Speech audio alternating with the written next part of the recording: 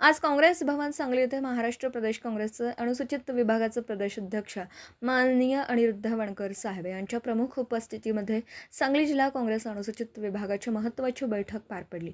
शहर जिल्हा काँग्रेसचे अध्यक्ष माननीय राजेश नाईक, प्रदेश सचिव रवींद्र कोलप, सेवा दलाचे जिल्हाध्यक्ष अजय ढोले, जिल्हा सरचिटणीस विक्रम कांबळे यांच्या प्रमुख उपस्थितीमध्ये सदरची बैठक पार पडली। यावेळी बोलताना माननीय अनिरुद्ध वणकर यांनी डॉक्टर बाबासाहेब आंबेडकरांनी भारतातील सर्व घटकांना न्याय देण्यासाठी संविधानाची निर्मिती केली।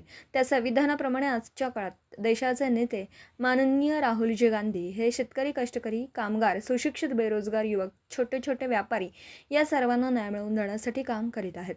त्यांनी 12 वर्षांमध्ये बीजेपी सरकारच्या विरोधामध्ये अत्यंत निडरपणाने सत्याची बाजू मांडून लढत आहेत। या सर्व घटकांना न्याय मिळवून द्यायचा झाल्यास आज आपण सर्वांनी एकत्र येऊन काँग्रेस अंतर्गत सर्व संघटना बळकट करूया। त्यामुळे 2019ला माननीय राहुल गांधी हे आपल्या भारताचे पंतप्रधान होतील। ते होण्यासाठी आपण सर्वांनी 3 वर्षांमध्ये प्रत्येक गावोगावी, वाडी वस्तीवर संपर्क करून काँग्रेसचा विचार मांडणं हे आपल्या सर्वांचं परम कर्तव्य आहे, असं सांगितलं। यावेळी शहर जिल्हा काँग्रेस अध्यक्ष राजेश नाईक यांनी काँग्रेस अंतर्गत ज्या संघटना आहेत त्यांना आमचे नेते माननीय डॉक्टर विश्वजित कदम, माननीय विशालदादा पाटील, माननीय विक्रमदादा सावंत यांच्या सहकार्याने बळकट करून परत एकदा सांगली जिल्हा हा काँग्रेसचा बालेकिल्ला आहे हे दाखवून देऊया।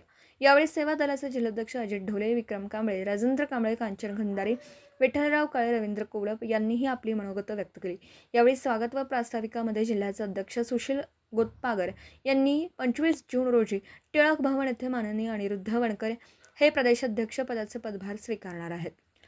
त्यासाठी जिल्ह्यातून जास्तीत जास्त पदाधिकारी उपस्थित राहतील असं सांगितलं। शेवटी आभार मानताना शहर जिल्हाध्यक्ष विजयराव आवळे यांनी पुढील महिन्यांमध्ये जिल्ह्याच्या वतीने अनुसूचित जाती विभागाचा मोठा मेळावा घेणार आहोत। त्याकरिता प्रदेश वरिष्ठ पदाधिकारी यांनी सदरचा मेळावा यशस्वी करण्यासाठी सहकार्य करावं असं आवाहन केलं।